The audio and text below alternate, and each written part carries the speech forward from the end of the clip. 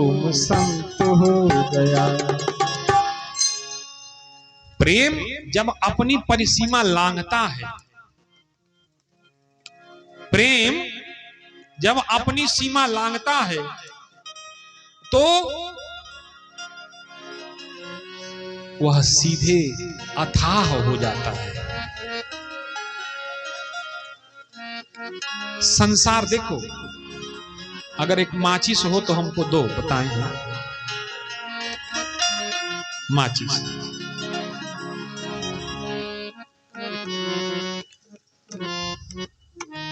बोला कैमरा बंद बना, बंद करा।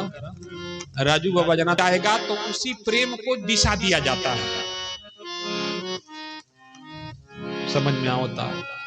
पहाड़ पर आज जहां पानी नहीं खे तो नदियन का पानी पाइपलाइन से जहां पहुंचावल जाता, कहीं नर्मदा का, कहीं गंगा का, तो वो जहां सूखा बा वो का जीवन का हो जाता, सरल सहज हो जा रहा है। तो हमको अपने प्रेम को, अपने सोच को दिशा देना है सिर्फ, और जब दिशा दी आई तो दशा तो अपने आप बदल जाई।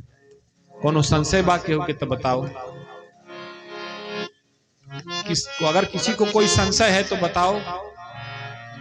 प्रेम को अगर धार दे दिए, सही दिशा दे दिए तो प्रेम तुमको जगह पर पहुंचा देगा। देखिए भरत जी राम जी ऐसे मिले कि सरस्वती के पास बयां करने के लिए कोई शब्द नहीं बचा। आज सरस्वती भी मौन हो गई। ज्ञान का देवी के है?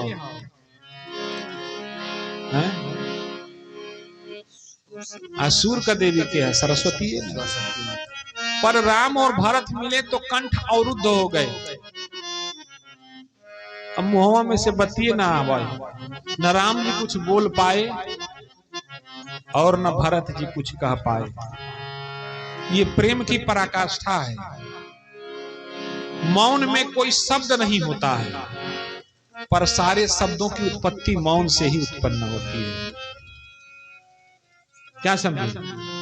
मौन में कोई शब्द नहीं होता, पर सारे शब्द मौन से ही उत्पन्न होते हैं।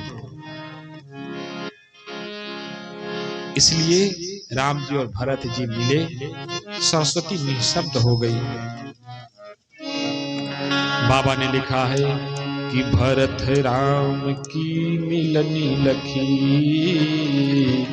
बिसरे सबहि अपार। भरत जी और राम जी ऐसे मिले कि सभी स्तब्ध हो गए, मौन हो गए। सरस्वती शारदा निःशब्द हो गई। अब राम जी ने अयोध्या से जो लोग भी आए थे सबसे मिलने का उपक्रम संपन्न किया, सबको प्रणाम किया। उसी समय जनक जी का भी आगमन होता है चित्रकूट में। बेटी दामाद की विदाई करने के बाद ये पहली घटना घटी है जब उनकी बेटी और दामाद दोनों वन में हैं और उनके समधी दशरथ जी अपना शरीर पूरा कर चुके हैं। राम जी से और सीता जी से मिलने के लिए जनक जी चित्रकूट पहुंचते हैं।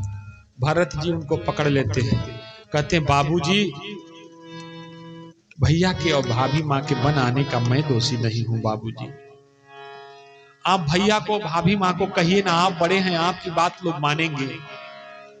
आपकी बात मान के लोग वन लौट चलेंगे, वन से वापस अयोध्या लौट चलेंगे। आप कहिए ना बाबूजी।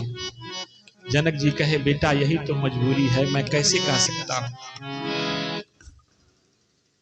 कहा कहना पड़ेगा बाबूजी आपको।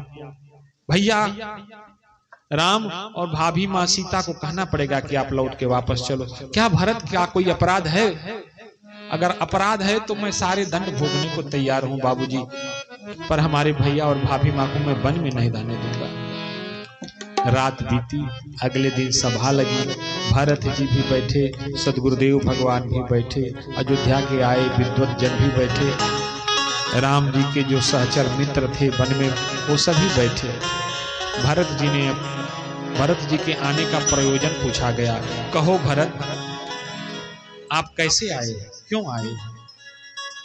क्योंकि वनवास तो हमको हुआ है और आप पूरी प्रजा को लेकर के वन में चले आए हैं। भरत जी ने कहा भैया मुझ भरत की अनुपस्थिति में जो हुआ सो हुआ, पर अब हम क्षमा चाहते हैं। अब भरत को क्षमा करो और आप वापस लौट चलो। लौटो ना भैया।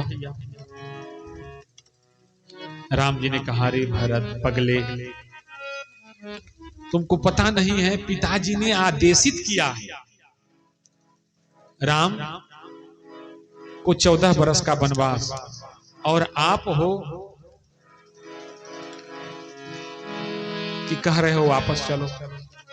कहा भैया तुम्हारे चरणों की सौगंध, अगर तुम वापस नहीं गए ना तो यहां से भरत भी वापस नहीं जाएगा। भरत के प्राण यहीं तुम्हारे चरणों में ही समर्पित हो जाएंगे। पर तुम्हारे चरणों की सौगंध भैया, बिना तुम्हारे को लिए भरत नहीं वापस जा सकता। इतना सुनना था कि राम जी की आंखों से आंसू निकलने लगे। भरत जी के मुंह पर हाथ रखा। पगले भरत, तू अपने मुंह से ये क्या बोल रहा है? तुम्हारे मुंह से भैया इस तरह की बातें शोभा नहीं देती। तू मरने की बात क्यों कहता है भाई?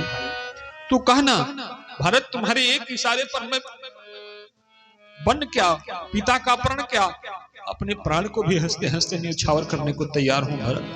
पर तुम दुखी मत हो भैया, तू विलाप मत कर भैया, तू अपने मुंह से इस तरह के शब्दों का उद्बोधन तो न कर भैया। तू कहा ले आ, चल मैं अभी चलता हूं तुम्हारे साथ।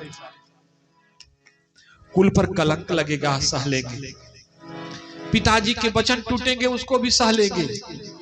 लोग कहेंगे कि राम दृढ़व्रती कहां था, वो तो अवसर खोज रहा था, कोई उसको कह दे वन से लौट आओ, लौट आया।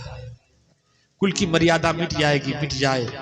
पर भरत, हम तुमको दुखी नहीं देख सकते। राघव जी की बातों का भरत जी पर असर हुआ। भरत जी को अपराध बोध हुआ। भरत जी राघव जी के चरणों में गिर पड़े। बोले भैया हमको क्षमा कर दो, हम बहुत बड़े स्वार्थी थे। हमने आज तक केवल अपने विषय में ही सोचा। लोग हमको क्या कहेंगे, दुनिया हमको क्या कहेगी, हमारे पर जो लांछन, जो कलंक, जो आरोप लगा है वो कैसे धुलेगा। पर हमने एक बार भी यह विचार नहीं किया भैया कि आपको किस चीज में खुशी है, आपकी क्या इच्छा है, आपकी क्या अभिलाषा है। पर भैया मुझ भरत को क्षमा कर दो। तुम नहीं क्षमा करोगे भैया तो फिर कौन क्षमा करेगा? तुम भी अगर ठुकरा दिए तो फिर भरत किसके शरण में जाएगा भैया? उठाओ ना, आप तो आसरा दो ना भैया। राघव जी ने भरत जी को उठाया और गले लगाया। कहा भरत दुखी मत हो मेरे भाई, बोल तू क्या चाहता है। कहा भैया हम अयोध्या से तो यही आए थे सोच करके कि वन में ही आपको राजा बनाएंगे और यहाँ से आपको राजा बना करके वापस ले चलेंगे। पर भैया अब मेरे को कुछ नहीं कहना, आप ही बताओ, जो उत्तम हो, जो अच्छा लगे वही होगा। राम जी की, भरत जी की बातों को सुनकर के राघव जी ने कहा तो तुम जो चाहता था वही होगा। क्या भैया, तू मेरे को राजा बनाना चाहता था ना? हाँ, मैं भी राजा बनना चाहता हूँ पगले। अगर तू चाहता है कि मैं राजा बनूं तो मैं क्यों ना राजा बनूं। अरे अयोध्या का नहीं तो तुम्हारे हृदय का राजा तो भैया हमारे हृदय पर तो तुम पहले से ही राज कर रहे हो। पर राजपद स्वीकार कर लो अयोध्या का। भरत जी की बात मान के राघव जी ने अयोध्या का राजपद स्वीकार किया। उस वन में ही मनीषियों के समक्ष ही, अयोध्या के वासियों के समक्ष ही राम जी का चित्रकूट में राज तिलक किया गया। कुछ समय गुजरा।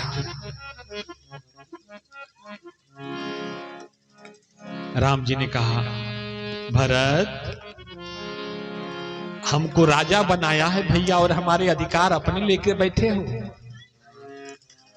भरत जी ने कहा भैया हम समझ नहीं पाए।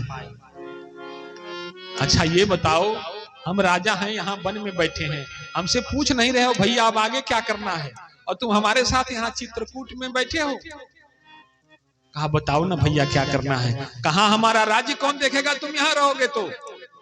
अयोध्या का राजा तुमको आदेश देता है, जाओ हमारा राज्य देखो, राज्य कार्य संभालो।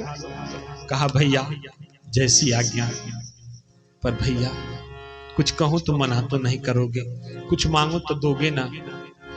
राघव जी ने कहा मांग ना पगले, तू हमसे हमारा प्राण मांग, तुमको हंसते हंसते प्राण भी देने को तैयार हूं। भरत जी ने कहा प्राण नहीं प्रभु, अपने चरणों की ये साखड़ी, ये खड़ाऊ हमको दे दो। राम जी ने हंसते हंसते अपने चरणों की वो पादुका भरत जी को सौंपी। भरत जी ने उन चरणों की पादुका को ही सिर पर रखा, सबको प्रणाम किया।